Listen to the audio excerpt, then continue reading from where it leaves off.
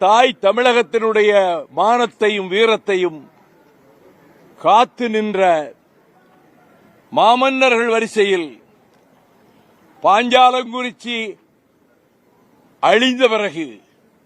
வீரபாண்டிய கட்டபொம்மன் கயத்தாற்றிலே தூக்கிலிடப்பட்ட பிறகு, போர்க்களத்திலே மடிய நேரிடும் என்று உணர்ந்தும் அறிந்தும் நம் நெஞ்சிலே நிறைந்திருக்கின்ற பெரிய மருதுவும் சின்ன மருதுவும் படைகளை திரட்டி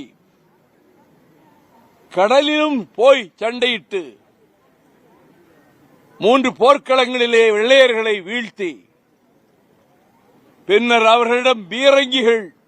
நவீன ஆயுதங்கள் ஏராளமாக இருந்ததனால் இறுதி போர்க்களத்திலே தோற்க நேரிட்டு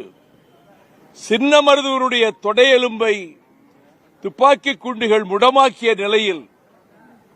இரும்பு கூண்டுக்குள்ளே அவர் அடைக்கப்பட்டு அருகிலே பெரிய மருதுவும் இழுத்துக் கொண்டு வர, இந்த திருப்பத்தூர் எனும் இந்த வீர பூமியில் மருதிருவரும் மற்றும் 500 வீரர்களும் ஒரே நேரத்தில் 1801ஆம் ஆண்டு அக்டோபர் மாதம் இதே 24ஆம் நாள் தூக்கிலிடப்பட்டனர். ஜலியன் வாலாபாக்கை விட கொடுந்துயரமும் வீரமும் நிகழ்ந்த இடம் இந்த திருப்பத்தூர்.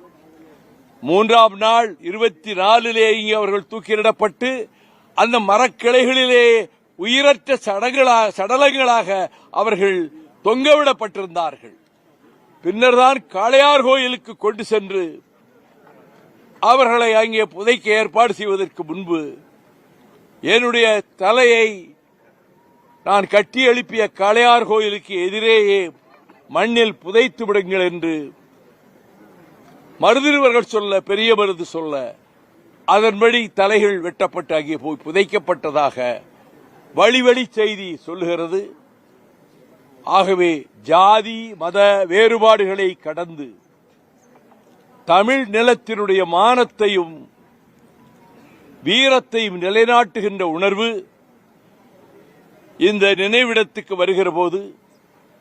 கம்பீரமான அந்த மன்னர்களின் சிலைகளுக்கு தோள்களிலே மாலையை சூட்டுகிற போது அந்த உணர்வு பெருகட்டும். வளரும் தலைமுறை, வரப்போகிற தலைமுறை மான உணர்ச்சியும் வீர உணர்ச்சியும் கொண்டவர்களாக சாதி மத வேறுபாடுகளை கடந்து தமிழ்நாட்டினுடைய பெருமையை நிலைநாட்டுவதற்கு இந்த